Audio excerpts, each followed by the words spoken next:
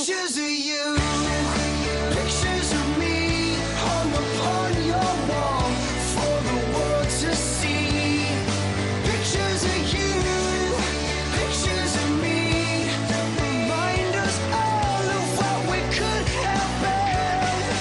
Pictures of you, pictures of me, hung upon your... Relive every moment true to life with True Capture technology, only from Canon.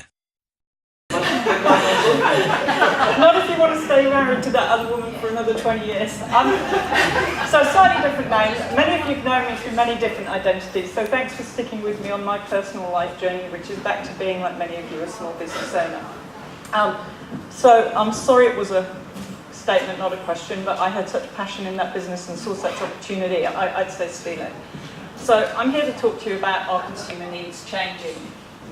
Or is it a case that, I don't know how many of you know this phrase, plus ça change, plus c'est la même chose.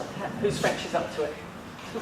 More things change, the more they They're the same. So is that the case? Is it that things have changed?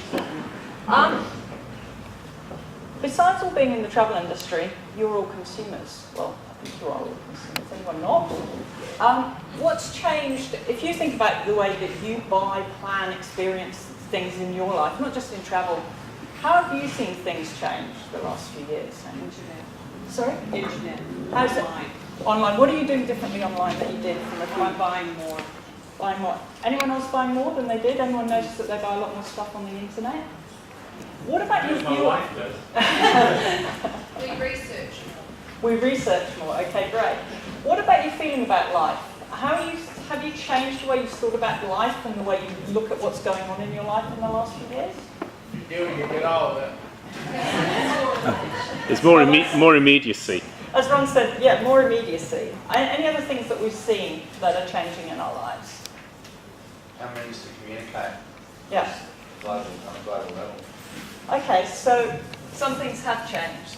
So one of the things I'd say, paradoxically, both of those things are true. Some things have remained eternal. And Ron touched a little bit on that earlier this morning. Some things are changing. So both of those statements are true. Things are changing, other things are staying the same. So what I'm going to talk about today, what has changed, what's kind of stayed the same, and also, because I've got the time and I've got the microphone, what I think should change. And most importantly, how Outback can leverage this to your advantage. Now, one of the things I want to happen today is I want you to come out of this afternoon with a sense of hope and optimism and that excitement that does make you not lie in bed and go, oh my God, I've got to go out and I've got to do this and I've got to worry about my Twitter feed and I've got to do this and I've got to do that. I want you jumping out of bed in the morning going, yes, we work in a great industry. We have the privilege of getting people and helping people to fulfill their dreams. So I want to talk to you about that, and that's the positivity that I want to leave with you tonight. It's not a negative message, but a positive message of hope. In talking about consumers' needs, the primary focus I'm taking today, because it's probably still our largest audience, is that of domestic tourism. But as we go through, I'm happy to talk to, add to, respond about any other markets that you're interested in, or you can wait and I'll send you the link to my ebook when it's published on emerging markets. So firstly, change and how to profit from it. Yeah. And just take a step out of microphones. Okay. Never work with children, animals and microphones. Okay. I don't know if there's much else we can do with the volume, to be honest, is there? No, unless you want to use this one. How about if I shout? Is that going to be too loud for people? Can you hear me now? Cool. What we're seeing over the last few years in Australia is extended economic uncertainty. So things seem to be powering along. We got to 2008. Suddenly the world went a little bit crazy. Before that, when I first did a study called Domesticate, which some of you will know, which I set up with Bronwyn White in 2006, when we first did it, we lived in a world of escape. It was an age of extremes, of materialism. It was about the now. It was about owning material goods. Already before the GFC hit, people were starting to realise one of the things we've learned, and we forget, about every 50 to 80 years we forget this message, material things don't make you happy. Curiously, The Economist just published some research where they said, actually, it's not even that you need to reach a material level of income to be happy. Happiness is about how you take things and what else is going on in your life. So all of those things were there, and that's the world we saw before the GFC. People were getting tired of it, but the GFC gave us permission to step off that, and in a sense, ongoing economic uncertainty has made us crave a world that's a little bit more about security, stability, certainty, all of those kind of values. So we're living in a world now, particularly in Australia and indeed in most advanced economies, where what we're talking about is a world where we want things to be simpler. We want things to be less complicated. The way they used to be, we're looking back to our past. Everything old is new again. Whoever thought we'd be talking about an Oscar winner that was a silent movie? Everything old is new again. And this is one of the quotes that we had from one of the bulletin boards that we ran. Outback, Laurie bought Domesticate 2010. So what I'm doing here is talking to you about the things that are still true from that. 2011's out, but unfortunately I can't share the results of that with you. So what's important in my world and what I value most in my life are my family, my friends, health and happiness. There are a lot of other things that people might aspire to, but these things would be very, very empty to me. Now, when I look at Outback and I look at the properties of Outback as a place, what do I see in this situation, in this change of economic uncertainty? I see opportunity because these values, in many cases, are your values. So you're talking to a mindset that's changing and is changing to favour what you have to offer. The stories that you have to tell are stories that people want to hear. So, Get feedback. what are some of those opportunities? So if we actually look at what consumers want from Australian travel, a lot of those attitudes move. So it's campaigns when you're communicating, campaigns that will tap into this mindset. The known. People saying, well, I don't know if I get off a plane in Bali, is someone going to suddenly find stuff stuffed in my boogie bag, or am I going to get picked up by the police? The familiar, the known is there, but also that idea of that simplicity, return to when times are simpler. And the fact that you can have rich experiences. Now, people talk about the cost of Australia, and I'm prepared to deal with that. But one thing we do know about Australian travel is you kind of know what it's going to cost. So you don't end up blowing the budget. So, and the other thing is, you don't have to spend it that time because you know you can always come back. So all of those things are true. Now, if I look at a campaign, and if you're looking for ideas, I would recommend you go online and check out this campaign, which is a campaign for national milk, flavoured milk. Because this really captures this mood very well. And for anyone who thinks advertising is bunk, I have to say when they launched this campaign, in Victoria alone, they sold 11 million litres more milk within the first month. 11 million litres of milk. So whatever anybody tells you, if you get it right, if you tap into that mindset, you build that connection with the consumer, you will see that that comes through for you. More practically, how do we convert people back to those Australian holidays in this time of change? One of the things that we did find, what we did was we looked at the traditional purchase funnel of the Australian holiday, and those of you who remember me being here back in as far as 2005 and talking about those kind of planning decisions, remember we did that planning cycle when you go from dreaming through to planning, through to booking, all of that.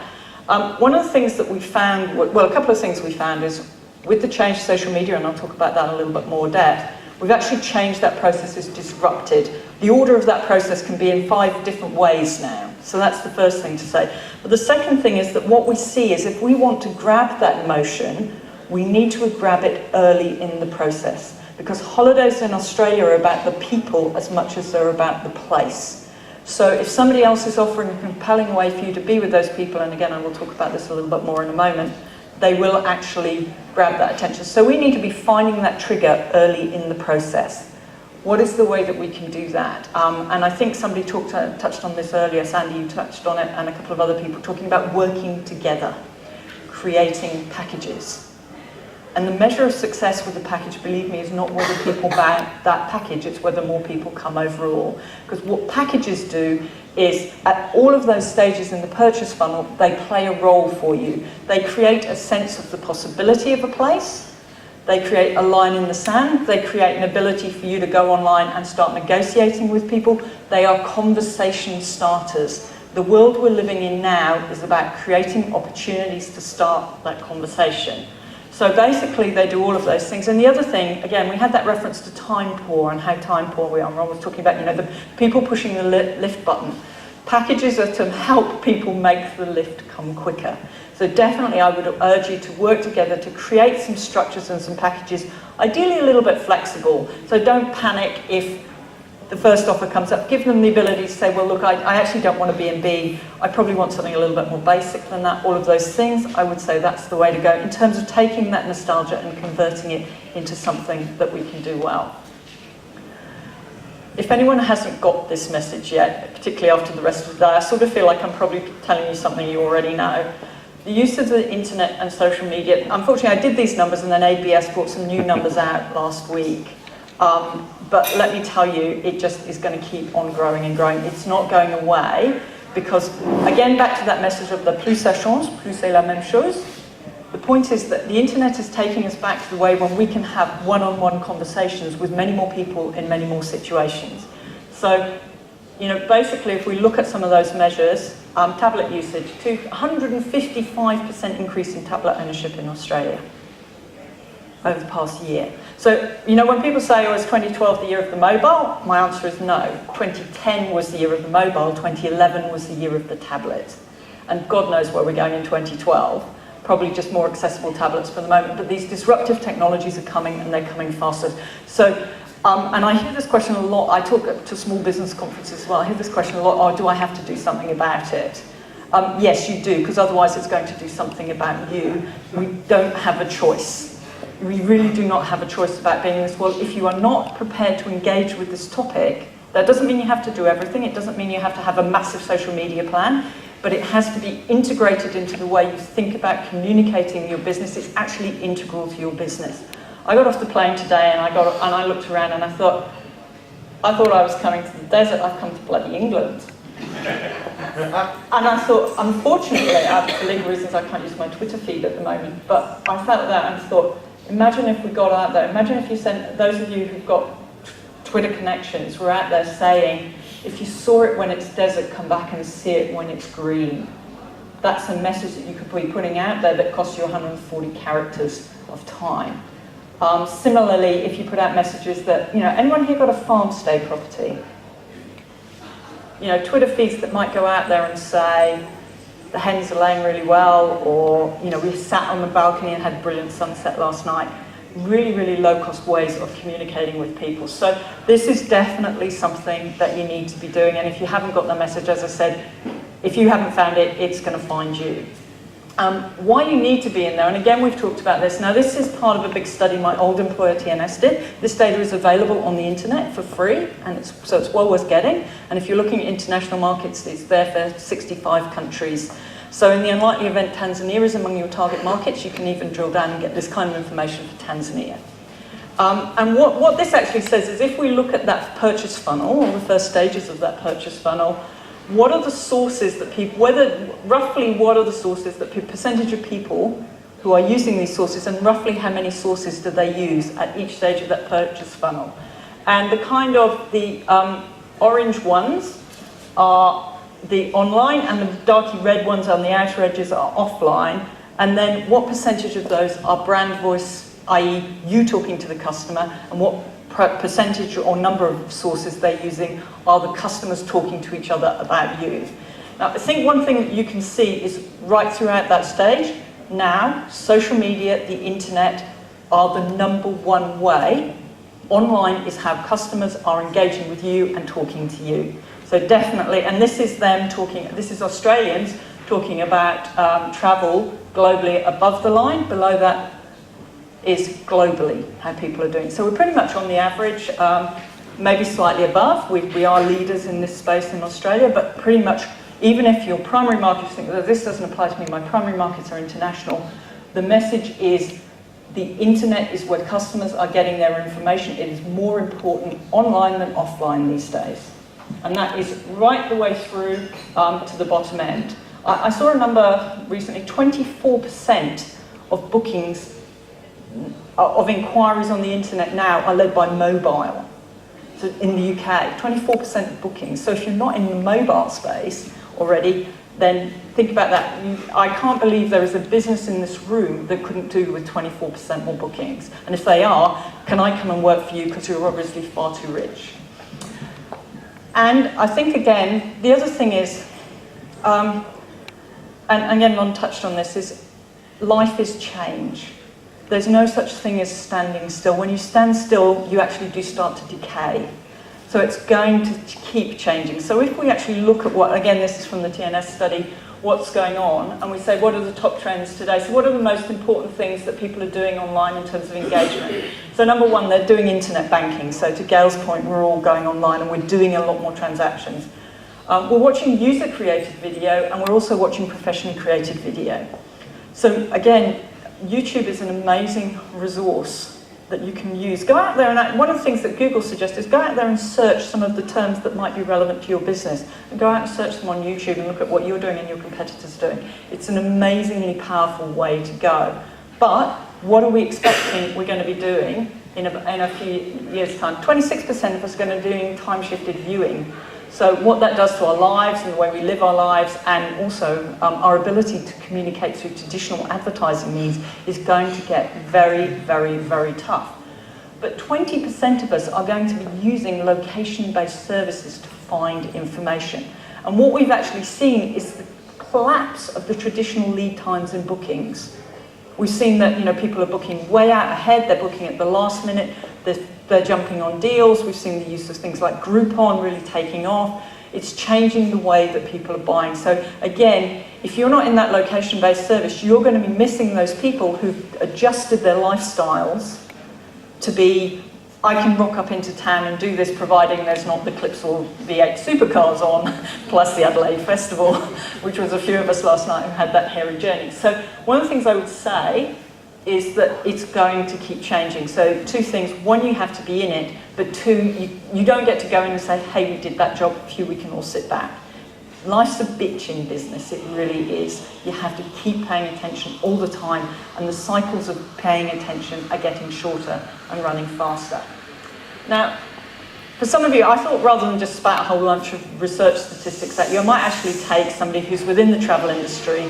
Okay, I'm going to acknowledge they're at the big end. This was a piece on, again, I've included the link so you can go off and read it, on i4Travel, which is a US research company who specialises in travel. They did an interview with Christian Kammerhaug, who's the head of social media at Scandinavian Airlines. That should be SAS, I changed my mind halfway through. Scandinavian Airlines, for those of you who don't know it, and don't have a background in this, is one of the world's most respected airlines in customer service terms. Jan Carlson, Jeff and I were talking about this last time we met, is one of the world's leaders in thinking about engaging with the customer. And they have a very, very well-respected business model. And he talked about how you can get involved in social media. And he said basically 3 levels: listen, engage, and involve.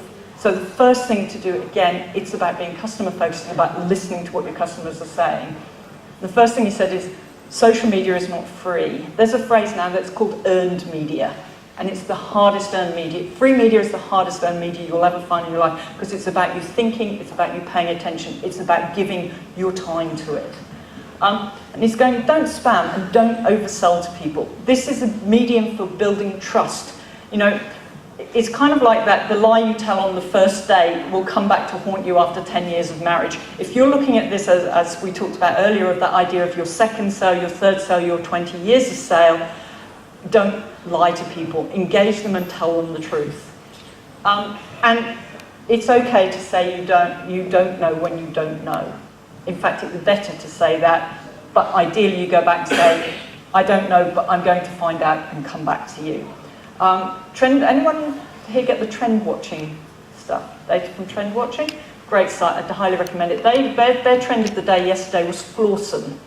It's going to be all right for brands to admit what they can't do, providing they're excellent at what they can do. So don't be afraid to be flawsome, I would say, is important. Engage with them. Again, make it a conversation. So if you're getting stuff coming back to you, respond. Always respond, always invite that conversation back to people. Ask their advice. SAS actually did a route launch where they went out to their Facebook page and they said, we're thinking about launching these 12 routes. Which one do you think we should launch? And they took Facebook's advice and their Facebook fans page advice and pick the route was one of the most successful route launches they've ever had. This stuff is about earning hard money and about meeting those needs for your business and for your life. So it's not fluffy stuff. It's not clever media stuff, regardless of the fact that some of the people who do it talk like me, tend to use literary allusions, tend to kind of talk funny marketing wank speak. To be quite honest, it's basically about helping you make your life easier in the long run. You do have to be you online because, again, it's like in a relationship. If you're going to be in it for a long time, they're going to find out who you are in the end anyway. They might as well kind of get to know you in the beginning. But also about adapting your language. So the me that I am when I talk to my mother and the me that I am when I talk to you are slightly different people. I wouldn't use the word marketing wank speak in front of it because she'd probably wash my mouth out with soap, for example. So listen to the language your customers are using and talk back to them, but be genuinely you. So that's a tough thing to manage. But I think if you can manage that, that is, what are the qualities of brands that we most admire? They're authentic. They're true to who they are. We talked about Coca-Cola. We think, you could think of Coca-Cola as an ultimate manufacturer brand, but Coca-Cola has a personality you all know. We are all, in our mind, surrounded by those bright, good-looking young people when we open the bottle. And that's really that combination of finding your own voice and talking to the customer in theirs. The other thing is, if you're finding you've got a lot of people out there talking about you, find your enthusiasts and get them to do it. I have a very small Twitter feed. I only have 22 followers. Sounds terrible, doesn't it? One of my followers has 22,000 followers. So when I tweet something that he likes, he tells 22,000 people about what I've just said. That as a one-woman business, I could never afford the media of 22,000 people. And better still, there are 22,000 people who are interested in the subject of business and social media and might be looking for someone like me. So definitely find your enthusiasts and go out there and do them. So they'll get to do the work for you. I wanted to talk to you because some things do change, but some things do stay the same. One of the things that does stay the same, the plasticity of it's changing, the amount of learning we have to do is changing, but there are two bits of technology that are about 50,000 years old that you're dealing with, and that is hearts and minds. And that's rooted in a view of human psychology. So when we actually look at it, one of the things we did in Domesticate 2010, we went out and we talked to Australians about what an Australian holiday is about. And we used a model for this that's rooted in Jungian psychology and also has been supported by the more we understand about the way the brain works, the more we know this is how human beings relate to one another. And I'm just going to get up on the stage and hope that the gremlins stick with me. Works on two axes. First one is an axis of extroversion versus introversion. So, extroverts and introverts, we all know who they are. The second is in a holiday location. It's really more about, on this side, these are holidays that are inspired by the people you spend them with or the people that you meet when you're there. On the other side of the axis are holidays that are inspired by the place. Now, I'll have to tell you the gremlins have definitely got to that because that should be a nice little ellipse around here. When we talked about what an Australian holiday means to people, the heartland of an Australian holiday is right here at Reconnection. What people go on holidays in Australia, what Australians go on holidays for, is to reconnect with Australia, with themselves, and with one another. But one of the challenges with that is, people say, well, that's really great, but as we heard this morning, you don't actually want to all be saying the same message. What we all have to do is find a different way to talk about reconnecting with people. So the way that, the Star in Sydney might reconnect with people would be, which is a casino with a very upmarket hotel and a whole bunch of scandal at the moment as well. But what you need to do is to think about ways to do that. So there'd be a centre of this, a centre of connection for Outback, and then there'd be a centre of reconnection for your town and your business within that. So what we've tried to do is to think about all the different ways that you could express that so you can hook, because if you hook to that reconnection, you're talking about a message that has meaning to people. If you then talk about your unique or specific way of reconnecting, you're finding a reason for them to choose you as their vehicle for reconnection, and that's very, very important. So any thoughts on where Outback might sit on here? Anyone want to be brave? Top right. Okay. And top bottom, I suppose. I mean, One price, well. Yeah. Any others? Any other thoughts? Actually, I found this one. I'm going to say I appreciate you, Michael, being brave, because this Outback is a tough one, because actually there's 3 places on here that on average Outback could sit. One of them is this. This is the Outback of Mungo. It's about the place, it's about a stunning landscape, it's about all of those things. This might be Mungo at sunset, so that stillness, that moment of, it's so beautiful, it's so tranquil, there's so much space, the light. As one person in the Outback focus groups once said, the 5 million star hotel. That's down in this space. So there might be experiences in Outback that would be there. But for a lot of the Outback towns, it's also about this. It's reconnecting with the real Australia, with an Australia that's mythic and powerful and important. So all of those are places where Outback could sit, depending on exactly what kind of part of Outback you are and what kind of experiences that you're talking about. So what I'd like you to do is to think about those, and Laurie has a bunch more information on this that she can share with you if you want to chat with her on a one-on-one basis around where you think your businesses might sit within that space. Because the way this is expressed will change over time, but as I said, this is rooted in 50,000 years of the way we've developed as human animals. Gorillas might have this as well, to a certain extent, and apparently dolphins and whales might too, but pretty much no one else does, and it's part of something that's unchanging in us. Different technologies might change the way we reconnect. I would say social media is making us reconnect in a way that we'd almost started to lose. But definitely, that's where we are. Okay, this is my bit where I get to stand on my soapbox. Some of the things I think that should change. Anyone seen the work? Sandy put up the link to TRA earlier, and I really cannot recommend that you go to the TRA website and the Destination New South Wales website and the Tourism Australia website. As I would say that we are so blessed in Australia in the data and statistics and the research that we have to inform our decision making. I am a researcher, I would say that, wouldn't I? But one of the things is, I think over time we've got used to talking about that slow decline. But these numbers that they put into a paper on exchange rates, which I highly recommend you read, and I even more recommend you read my blog piece about it, is since 1998, 6.4 million fewer trips, and it's all happened so slowly. All we notice is each year, does it feel like each year it gets harder?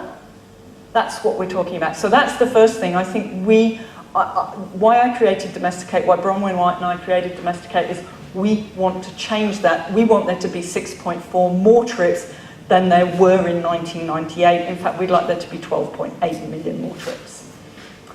Now, there was a big hoo-ha when the September 11 numbers came out. 4% increase. All of that 4% increase was VFR and business.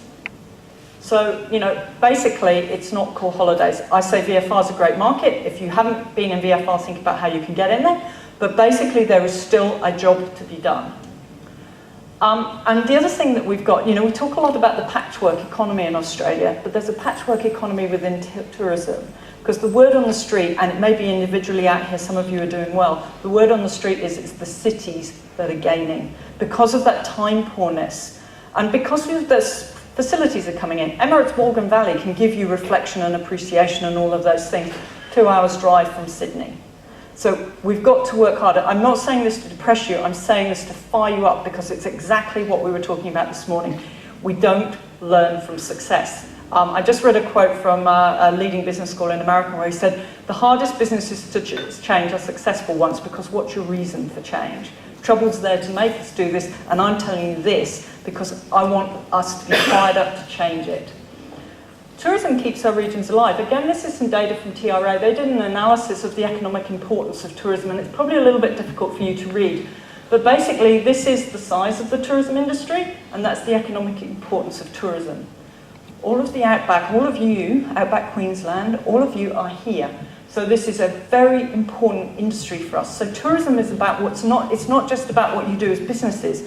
You are the people who are keeping communities alive out here. And that's why we can't just sit back and say, this is the wrong thing to do.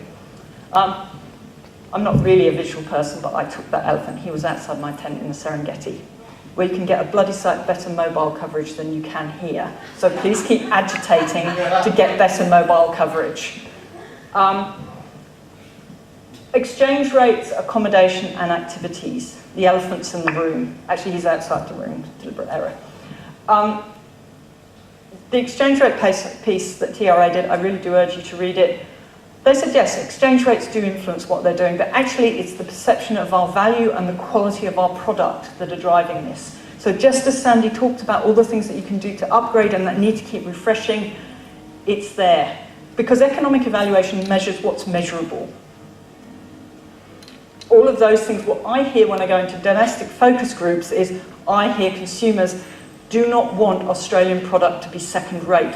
Australian consumers want us to have the best product in the world. So when they don't get it, it's like when the Australian cricket team started to lose, boy did they hear about it. Boy do you hear about it for the same reason. So if I try and pull that together, and there's a whole lot more I could share with you, truly I could talk about this stuff forever, but we've all got beer to drink. Consumer needs are changing, but they've always changed. We're always changing. All of our lives we're changing, and I loved that idea about it's while you're growing that you're changing. It's when you stop growing that you start to rot. So they always are changing. Some things need to change.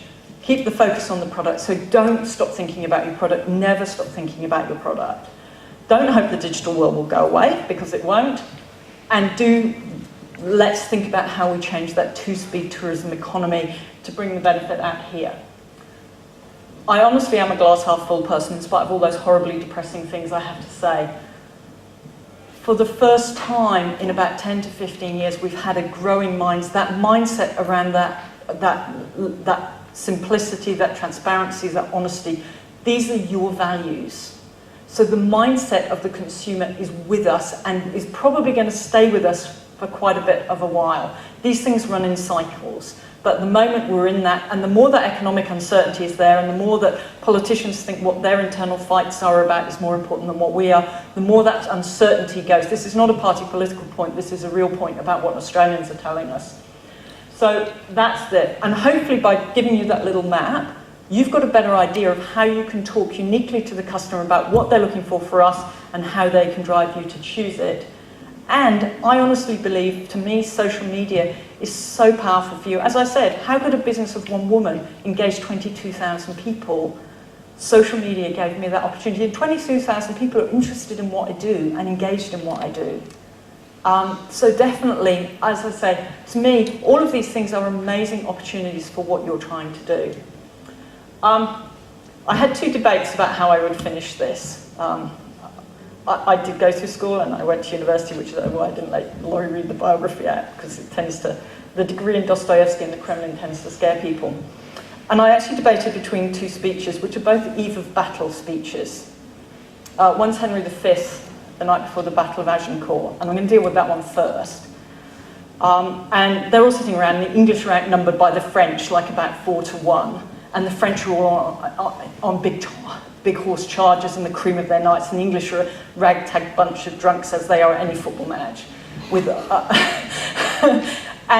And so they said, I wish half the people who stayed at home in England because they didn't want to be involved in this were here. Henry V turns around and says, if anyone wants to go home, I'm going to pay their ticket because I don't want you in my battle. So he today that sheds his blood with me, be he ne'er so rude, today will gentle his condition. Because we're all in this together. We are a band of brothers. We have to do this. The second one is from Lord of the Rings, probably more familiar to most people who didn't have to do Shakespeare at school. And this is the moment where the Fellowship of the Ring is facing the entire onslaught of Mordor. Every ugly thing in the world. And how many of you have days where that business is what you kind of feel like is like 12 noble knights against all the forces of evil ranked against you? Continuously. Yeah. And they have a conversation about this, and I really love this quote. Certainty of death, very small chance of success, what are we waiting for? So and what I'd like to remind you is in both of those cases, they went on to win historic battles that changed things. So, as I said, yeah, it's tough. Business is tough. We'll pay your ticket home if you don't want to be part of the journey. Please don't be part of the journey because you're dragging down other businesses that do. I thought Ron used that great thing about the woodpeckers. Let's get rid of the woodpeckers. Please leave if you want to be negative. But let's go on and let's make it a success and let's build our communities around that. So thank you very much for letting me talk to you about something I'm so passionate about for so long.